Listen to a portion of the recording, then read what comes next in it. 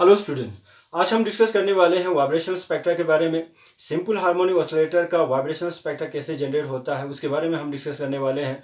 तो previous lecture में हमने एक सिंपल हार्मोनिक ऑसिलेटर के या एक ऑसिलेटर का डिफरेंट वाइब्रेशन एनर्जीज को हमने कैलकुलेट की और वो एनर्जीज मैं यहाँ पे लिख रहा हूँ। V इज इक्वल टू 0 के करस्पॉन्डिंग में हमें half of omega bar energy मिलता है और इस एनर्जी को हम 0 पॉइंट एनर्जी कहते हैं। आप यूँ कह सकते हैं, हमने ये कहा कि लोवेस्ट वाइब्रेशन एनर्जी लेवल्स का जो एनर्जी है वो 0 के बराबर नहीं होता है, उसके पास कुछ अमाउंट ऑफ एनर्जी होती है, हाफ ऑफ ओमेगा बार के बराबर का एनर्जी होती है और उस एनर्जी को हम 0 पॉइंट एनर्जी कहते हैं।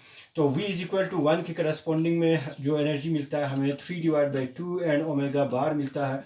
V इज इक्वल टू 2 के करस्पॉन्डिंग में energy 5/2 and omega bar. V is equal to 3 के करस्पॉन्डिंग में जो एनर्जी मिलता है वो 7/2 and omega bar.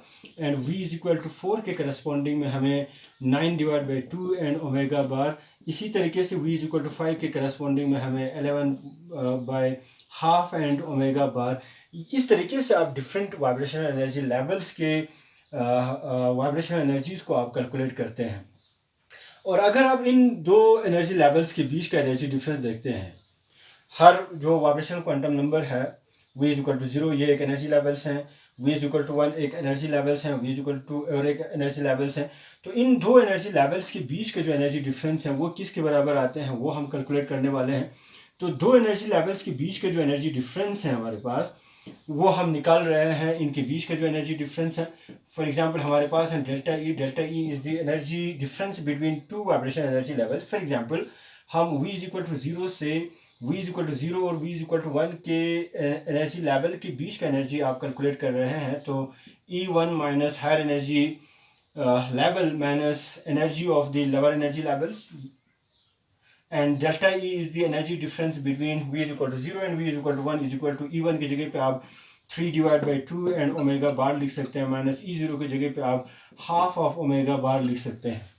Okay, and delta E जो है वो बराबर होंगे हमारे पास 3/2 एंड माइनस 1/2 एंड ओमेगा जो है वो कॉमन है, मैं बाहर निकाल रहा हूँ। एंड डेल्टा E इज 3 में से 1 अगर आप माइनस करते हैं तो 2/2 एंड ओमेगा बार, और ये हमारे पास मिलते हैं ओमेगा बार के। तो energy difference between V is equal to 0 and V is equal to 1 के बीच का जो एनर्जी डिफरेंस है वो ओमेगा बार के बराबर आते हैं। सेम उसी तरह हम V इज इक्वल टू 1 और V इज इक्वल टू 2 के बीच का एनर्जी डिफरेंस आप कैलकुलेट कर सकते हैं। तो हमारे पास delta E is equal to E2 minus E1 हम लिखेंगे, and delta E is equal to energy difference between V is equal to 1 and V is equal to E2 की जगह पे आप लिख सकते हैं 5/2 and omega bar, minus E1 की जगह पे आप लिख सकते हैं 3/2 and omega bar. And delta E जो है हमारे पास होंगे 5/2 माइनस 3/2 and omega bar. And delta E is equal to 5 minus 3 means 2/2 and omega bar is equal to omega bar. तो इनके बीच का जो एनर्जी डिफरेंस है वो भी ओमेगा बार के बराबर आते हैं। और अगर आप 2 और 3 का एनर्जी डिफरेंस देखेंगे तो उसका भी वैल्यू ओमेगा बार आते हैं, इसका भी डिफरेंस ओमेगा बार आते हैं। आप यूं कह सकते हैं जो वाइब्रेशन एनर्जी लेवल्स हैं उनके बीच का जो एनर्जी डिफरेंस है, एनर्जी डिफरेंस जो है वो कांस्टेंट है, वो बराबर होती है सब vibration energy levels. Simple harmonic oscillator के केसेस में सिंपल हार्मोनिक ऑसिलेटर का सेम एनर्जी गैप होता है। V इज इक्वल टू 1 और V इज इक्वल टू 0 और V इज इक्वल टू 1 का एनर्जी का gap energy difference V is equal to 1 और V इज इक्वल टू 2 का एनर्जी डिफरेंस सेम होंगे। तो जितने भी हमारे पास वाइब्रेशन एनर्जी लेवल्स होती है सिंपल हार्मोनिक ऑसिलेटर का, वो एक कांस्टेंट होती है, वो एक सेम होती है। लेकिन जब आप रोटेशनल एनर्जी लेवल्स को जब हमने देखा तो रोटेशनल एनर्जी लेवल के केसेस में क्या होता था, हमारे पास J इज इक्वल टू 0 है, ये हमारे पास J इज इक्वल टू 1 है। हमने रोटेशनल एनर्जी लेवल्स एनर्जीज को भी कैलकुलेट किया तो J इज इक्वल टू 0 के करस्पॉन्डिंग में जो हमें रोटेशन एनर्जी मिलता था वो 0 के बराबर होता था, यहाँ पे 2 भी होती थी। और हमारे पास J इज इक्वल टू 2 के करस्पॉन्डिंग में 6 भी होता था, J इज इक्वल टू 3 के करस्पॉन्डिंग में और एक एनर्जी रोटेशनल एनर्जी होती थी। तो जब आप यहाँ देखेंगे तो 0 और 1 के बीच का जो एनर्जी डिफरेंस है वो 2B के बराबर होता था, यहाँ पे हमारे पास 4B के बराबर आते थे, यहाँ पे हमारे पास 6B के बराबर आते हैं। और ये जो एनर्जी डिफरेंस है उसको कैलकुलेट करने के लिए हमने एक इक्वेशन भी डिराइव की और वो इक्वेशन हमारे पास है 2B इंटू J प्लस 1। इस इक्वेशन के ज़रिए आप दो रोटेशनल एनर्जी लेवल्स के बीच के जो एनर्जी डिफरेंस हैं वो आप इजीली कैलकुलेट करते हैं, और इस जे की जगह पे हम लेवेस्ट वाले रोटेशनल क्वांटम नंबर का वैल्यू पुट करते हैं। For example J is equal to 0 और जे इज इक्वल टू 1 के बीच का एनर्जी डिफरेंस निकालना है, तो हमें जे के वैल्यू पे 0 डालना है। जे इज इक्वल टू 1 और जे इज इक्वल टू 2 के बीच का एनर्जी डिफरेंस अगर आप निकालना हो तो जे के जगह पे आप जे इज इक्वल टू 1 का लेवेस्ट वाले रोटेशनल क्वांटम नंबर का वैल्यू पुट करते हैं। तो हमारे पास इस तरीके से एनर्जी डिफरेंस निकालते थे। आप यूं कह सकते हैं, इससे हमें ये पता चलता है कि जितने भी हमारे पास रोटेशनल एनर्जी लेवल्स हैं उन सारे के सारे रोटेशनल एनर्जी लेवल्स के बीच का जो एनर्जी डिफरेंस है वो सेम नहीं है, वो डिफरेंट है। जितना आप हायर रोटेशनल एनर्जी लेवल्स की तरफ चले जाते हैं उतनी ही दो रोटेशनल एनर्जी लेवल्स के बीच के जो एनर्जी डिफरेंस है वो इंक्रीज होता था, लेकिन वाइब्रेशनल एनर्जी लेवल्स के बीच का जो एनर्जी है सिंपल हार्मोनिक ऑसिलेटर का वो कांस्टेंट रहता था।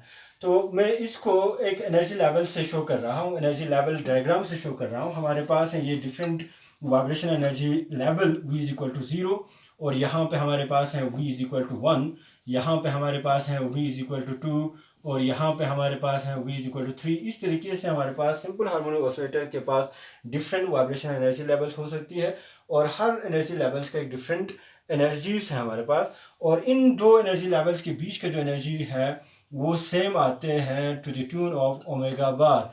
इनके बीच का भी एनर्जी डिफरेंस सेम, इनका भी एनर्जी जो है ओमेगा बार के बराबर आते हैं। और जब आप इलेक्ट्रोमैग्नेटिक रेडिएशन डालते हैं इन दी रीजन ऑफ इंफ्रारेड रेडिएशन, तो आपका मॉलिक्यूल एब्जॉर्ब करता है, और आपका मॉलिक्यूल जो है एक लोअर वाइब्रेशनल एनर्जी लेवल से एक हायर वाइब्रेशनल एनर्जी लेवल में चले जाते हैं। v इज इक्वल टू 0 से v इज इक्वल टू 1 में जा सकते हैं, v इज इक्वल टू 1 से v इज इक्वल टू 2 में जा सकते हैं, v इज इक्वल टू 2 से v इज इक्वल 3 में जा सकते हैं। तो वाइब्रेशनल स्पेक्ट्रा में कौन सी ट्रांजिशन जो है अलाउड ट्रांजिशन है, वाइब्रेशनल स्पेक्ट्रोस्कोपी में कौन सी ट्रांजिशन अलाउड ट्रांजिशन है, उसको निकालने के लिए फिर से हमारे पास एक सिलेक्शन रूल है। और वो सिलेक्शन रूल क्या कहता है, मैं इसको रब कर रहा हूँ, I will rub it out. Okay, तो सिलेक्शन रूल जो है वो कहता है only those transitions are allowed in which the vibrational quantum number change by plus minus 1।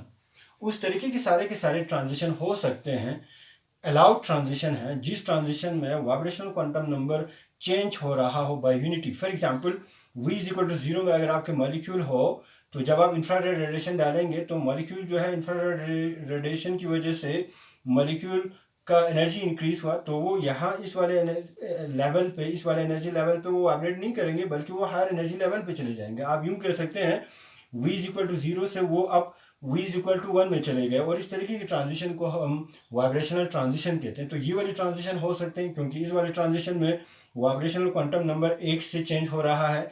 v is equal to 1 से v इज इक्वल टू 2 वाले transition हो सकते हैं, v इज इक्वल टू 2 से v इज इक्वल टू 3 वाले transition हो सकते हैं। तो ये सारे के सारे जो अलाउड ट्रांजिशन है मैं यहाँ पे दिखा रहा हूँ। v इज इक्वल टू 0 से लेके v इज इक्वल टू 1 वाला ट्रांजिशन हो सकता है, v इज इक्वल टू 1 से v इज इक्वल टू 2 वाले ट्रांजिशन अलाउड ट्रांजिशन है, v इज इक्वल टू 2 से v इज इक्वल टू 3 वाले ट्रांजिशन है, v इज इक्वल टू 3 से v इज इक्वल टू 4 वाले ट्रांजिशन हो सकते हैं। तो जितने भी हमारे पास इस तरीके के सारे ट्रांजिशन जो है वो अलाउड ट्रांजिशन है, क्योंकि वाइब्रेशनल क्वांटम नंबर सिर्फ एक यूनिट से चेंज हो रहा है। और अगर आपके पास हायर एनर्जी लेवल्स में है ऑलरेडी, और अगर आपका मॉलिक्यूल इतनी अमाउंट ऑफ एनर्जी रिलीज करते हो तो वो हायर एनर्जी लेवल से लोअर एनर्जी लेवल्स में आ जाएंगे। तो उस तरीके के ट्रांजिशन के करस्पॉन्डिंग में जो हमें स्पेक्ट्रा बनेंगे उसको हम इमिशन स्पेक्ट्रा कहते हैं। तो उसके केसेस में ये माइनस है। माइनस मीन्स हायर से लोअर की तरफ आएंगे, प्लस मीन्स लोअर से हायर की तरफ मॉलिक्यूल जो है वो ट्रांजिशन करते हैं by the absorption of the infrared radiation. तो इमिशन स्पेक्ट्रम भी बन सकते हैं, हमें बनते हैं, एब्जॉर्प्शन स्पेक्ट्रम भी बनते हैं। ये वाली ट्रांजिशन अलाउड ट्रांजिशन है, v इज इक्वल टू 2 से v इज इक्वल टू 1 में मॉलिक्यूल आ सकते हैं। तो ये सारे के सारे ट्रांजिशन अलाउड ट्रांजिशन है। और v इज इक्वल टू 0 से v is equal to 2, 3, 4, 5 and so on so on. v is equal to 1 से v is equal to 3, 4, 5 and so on so on.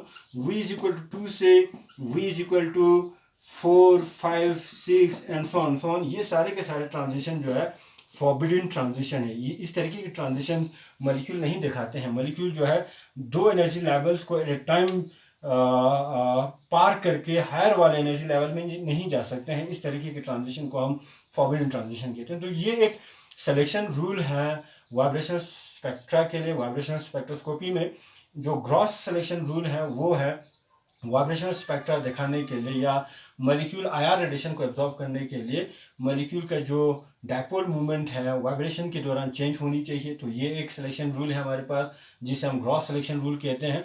और दूसरा जो सिलेक्शन रूल है, molecule जब IR radiation को absorb करता है तो कौन सी ट्रांजिशंस हो सकता है, तो उसके लिए हमारे पास ये सिलेक्शन रूल है। वो वाली ट्रांजिशन होंगे जिस ट्रांजिशन में वाइब्रेशनल एनर्जी लेवल जो है चेंज होता हो या वाइब्रेशनल क्वांटम नंबर चेंज होता हो बाय ए यूनिटी। तो जब आप रोटेशनल स्पेक्ट्रा को देखेंगे तो रोटेशनल स्पेक्ट्रा में हमारे पास इस तरह होता था, J is equal to 0 and J is equal to 1 and J is equal to 2। और जब आप स्पेक्ट्रा देखते थे रोटेशनल स्पेक्ट्रा, उसमें हमें एक सीरीज ऑफ पीक आते हैं। इस तरह एक ही पीक नहीं आते हैं बल्कि हमारे पास एक सीरीज ऑफ पीक आते हैं। और वो सीरीज ऑफ पीक किस तरह होती है, J इज इक्वल टू 0 से J इज इक्वल टू 1 वाला ट्रांजिशन हो सकते हैं, J इज इक्वल टू 1 से J इज इक्वल टू 2 वाला ट्रांजिशन हो सकते हैं, J इज इक्वल टू 2 से J इज इक्वल टू 3 वाला ट्रांजिशन हो सकते हैं। और इन ट्रांजिशंस का प्रोबेबिलिटी सेम है, ये भी ट्रांजिशन हो सकते हैं, ये भी ट्रांजिशन हो सकते हैं, ये भी ट्रांजिशन हो सकते हैं। लेकिन इन दो रोटेशनल एनर्जी लेवल्स के बीच का जो एनर्जी डिफरेंस है वो अलग अलग आते हैं। इसका कम है, इसका ज़्यादा है, इसका ज़्यादा है। तो इस ट्रांजिशन के लिए जो माइक्रोवेव रेडिएशन एब्जॉर्ब होगा वो कम वाले फ्रिक्वेंसी एब्जॉर्ब होंगे, और इस ट्रांजिशन के लिए एक अलग सा फ्रिक्वेंसी हायर फ्रिक्वेंसी वाले माइक्रोवेव रेडिएशन एब्जॉर्ब होंगे।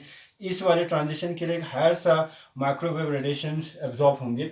लेकिन जब आप वाइब्रेशनल स्पेक्ट्रा देखते हैं तो वाइब्रेशनल स्पेक्ट्रा में जितने भी हमारे पास मॉलिक्यूल्स हैं रूम टेम्परेचर पे 25 डिग्री सेल्सियस पे, सारे के सारे जो मॉलिक्यूल हैं वो पॉपुलेटेड होती है in the vibrational ground energy levels. Room temperature पे हमारे जो मॉलिक्यूल हैं वो हायर एनर्जी लेवल्स में पॉपुलेटेड नहीं होती। और जब ट्रांजिशन होगा, जब आप इस पे इंफ्रारेड रेडिएशन डालेंगे तो इंफ्रारेड रेडिएशन में से वो वाली फ्रिक्वेंसी एब्जॉर्ब होगा जो इस दो एनर्जी लेवल के बीच का एनर्जी डिफरेंस के बराबर होंगे। तो ये वाली ट्रांजिशन ही होंगे, ये वाली ट्रांजिशन ही हमारे पास एक इंटरेस्ट ऑफ ट्रांजिशन है। v इज इक्वल टू 0 से लेके v इज इक्वल टू 1 वाला ट्रांजिशन। हमारे पास v इज इक्वल टू 1 से v इज इक्वल टू 2 वाला ट्रांजिशन भी अलाउड ट्रांजिशन है, v इज इक्वल टू 2 से v इज इक्वल टू 3 वाला ट्रांजिशन भी अलाउड ट्रांजिशन है। लेकिन इस ट्रांजिशन के लिए मॉलिक्यूल जो है इस वाले एनर्जी लेवल्स में पॉपुलेटेड नहीं है। जब आप इंफ्रारेड रेडिएशन डालेंगे तो मॉलिक्यूल यहाँ से यहाँ जाने के लिए या इस वाले ट्रांजिशन को दिखाने के लिए या इस वाले ट्रांजिशन को दिखाने के लिए मॉलिक्यूल यहाँ पे पॉपुलेटेड होनी चाहिए। लेकिन रूम टेम्परेचर पे मॉलिक्यूल जो है हायर वाइब्रेशन एनर्जी लेवल्स में नहीं होती है। तो ये सिंपली मैं इस तरह समझा सकता हूँ। वाइब्रेशनल एनर्जी लेवल्स को चेंज करने के लिए जो एनर्जी हमें लगते हैं, जो इलेक्ट्रोमैग्नेटिक रेडिएशन हमें लगते हैं, वो इंफ्रारेड रीजन के इलेक्ट्रोमैग्नेटिक रेडिएशन यूज़ होता है। और अगर आपके पास रोटेशनल एनर्जी लेवल्स को चेंज करना हो, J is equal to 0 and J is equal to 1 and J is equal to 2, तो जो एनर्जी फॉल होती है इन दो रोटेशनल एनर्जी लेवल्स के बीच का एनर्जी वो फॉल होती है माइक्रोवेव रीजन में। और माइक्रोवेव रेडिएशन की जो एनर्जी है वो बहुत बहुत कम है as compare that of the energy of the infrared radiation. आप यूं कह सकते हैं कि जो रोटेशनल एनर्जी लेवल्स हैं इनके बीच का जो एनर्जी डिफरेंस है वो बहुत बहुत कम है as compare that of the energy difference between the two vibration energy level. इनके बीच का जो वाइब्रेशन एनर्जी लेवल्स के बीच का जो एनर्जी है वो बहुत ज़्यादा है, इसीलिए ये फॉल हो रहा है इन द इंफ्रारेड रीजन। इनके बीच का जो एनर्जी डिफरेंस है वो कम है। और जब आप 25 डिग्री सेल्सियस पे देखेंगे तो 25 डिग्री सेल्सियस पे मॉलिक्यूल के पास उतनी अमाउंट ऑफ एनर्जी नहीं होती है ताकि मॉलिक्यूल जो है वो हायर वाइब्रेशन एनर्जी लेवल्स में पॉपुलेटेड हो, हायर एनर्जी लेवल्स में रहे। लेकिन 25 डिग्री सेल्सियस पे मॉलिक्यूल जो है वो हायर रोटेशनल एनर्जी लेवल्स में पॉपुलेटेड हो सकते हैं। यहाँ पे भी मॉलिक्यूल्स होंगे, यहाँ पे भी हो सकते हैं, क्योंकि इनके जो एनर्जी गैप है वो बहुत बहुत कम है, माइक्रोवेव रीजन में फॉल होती है। तो 25 डिग्री सेल्सियस पे मॉलिक्यूल जो है हायर रोटेशनल एनर्जी लेवल्स में भी पॉपुलेटेड हो सकते हैं। और उस वजह से ट्रांजिशन, ये वाली ट्रांजिशन भी हो सकते हैं, ये वाली ट्रांजिशन भी हो सकते हैं, ये वाली ट्रांजिशन भी हो सकते हैं। और हमारे पास स्पेक्ट्रा पे एक सीरीज ऑफ पीक आते हैं रोटेशनल स्पेक्ट्रा के केसेस में। लेकिन वाइब्रेशनल के केसेस में रूम टेम्परेचर पे हमें मॉलिक्यूल के पास इतनी अमाउंट ऑफ एनर्जी नहीं होती है कि वो हायर वाइब्रेशनल एनर्जी लेवल्स में पॉपुलेटेड हो। 25 डिग्री सेल्सियस पे रूम टेम्परेचर पे सारे के सारे molecule ground vibration energy levels में होती है, और जब आप इंफ्रारेड रेडिएशन डालते हैं तो हमें सिर्फ इस तरीके की ट्रांजिशन ही होगा, V=0 से लेके V=1 वाला ट्रांजिशन ही होगा, और इस तरीके के ट्रांजिशन को हम नाम दे देते हैं फंडामेंटल ट्रांजिशन। इस तरीके की ट्रांजिशन को आप फंडामेंटल ट्रांजिशन कहते हैं। अगर आप टेम्परेचर को इंक्रीज करते हैं, फॉर एग्जांपल आप 40 डिग्री 50 डिग्री सिस्टम का टेम्परेचर इंक्रीज करते हो, तो उस वक्त हो सकते हैं आपका मॉलिक्यूल जो है वो हायर एनर्जी लेवल्स में आए, और जब आप इंफ्रारेड रेडिएशन डालेंगे तो ये वाले मॉलिक्यूल एब्जॉर्ब कर सकते हैं और ये मॉलिक्यूल यहाँ से ट्रांजिट होकर यहाँ पे जा सकते हैं, और इस तरीके के ट्रांजिशन भी हो सकते हैं V=1 से V=2, V=2 से V=3। लेकिन रूम टेम्परेचर पे ये सारे के सारे ट्रांजिशन जो है वो नहीं होती है। अलाउड होने के बावजूद भी हमें सिर्फ और सिर्फ रूम टेम्परेचर पे जो इंटरेस्ट ऑफ ट्रांजिशन है, जो ट्रांजिशन होती है, वो ट्रांजिशन होती है V=0 से लेके V=1, और इस तरीके के ट्रांजिशन को हम नाम देते हैं, इस तरीके के ट्रांजिशन को हम फंडामेंटल ट्रांजिशन कहते हैं। और इस फंडामेंटल ट्रांजिशन के करस्पॉन्डिंग में जो वाइब्रेशनल फ्रिक्वेंसी होती है, उस फ्रिक्वेंसी को हम फंडामेंटल वाइब्रेशनल फ्रिक्वेंसी कहते हैं। Fundamental vibrational frequency means the frequency corresponding to the fundamental transition, or the frequency corresponding to the frequency, the vibrational frequency, or frequency आप लिख सकते हैं the frequency corresponding to V=0 to V=1।